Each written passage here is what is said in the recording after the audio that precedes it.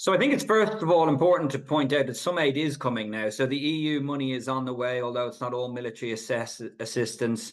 The UK has given $2.5 billion military aid in January. France and Germany have followed suit, depending on the numbers, but it's not a million miles off that.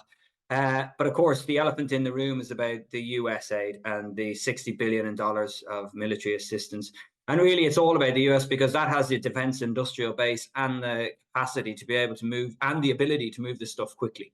Okay, so Europe is trying, but it's going to deliver, say, 500,000 shells when it promised 1 million by March. So what is the effect? The effect is essentially, we've already seen since November, it's having an effect on the front line. The rate at which Ukraine can fire artillery is now dropping significantly against their Russian adversaries. For example, they overmatched them in certain areas of the front in July as they went into their offensive. Now they are maybe 5 to 7 to even 10 times reduced compared to the Russians. So the Russians can outgun them. And simply the way that this war is going at the moment, the Russians just bludgeon through. They will throw people at it. They will shell the hell out of everything. They're taking massive losses, but they don't care. Because they want to, the strategy is they want to show that Ukraine can't win and get the West to fold.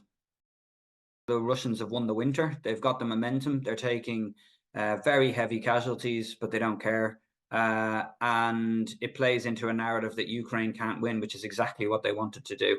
And especially on that element of the Republican Party. So it's quite a smart strategy. Just throw, this is a potential breaking point of the Western backing for Ukraine. So let's throw everything at it and see what happens.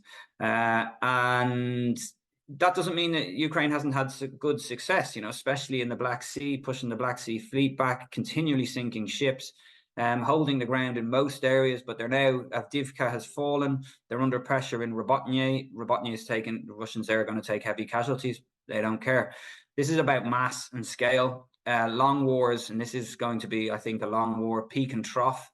They're won by defense industrial capacity and civilians. And the West needs to realize what this is, and especially the Republican Party, that side of the Republican Party, have a careful think about whose side they really are on. I think the most important thing people should take away from this is emerging as part of a wider conflict contour.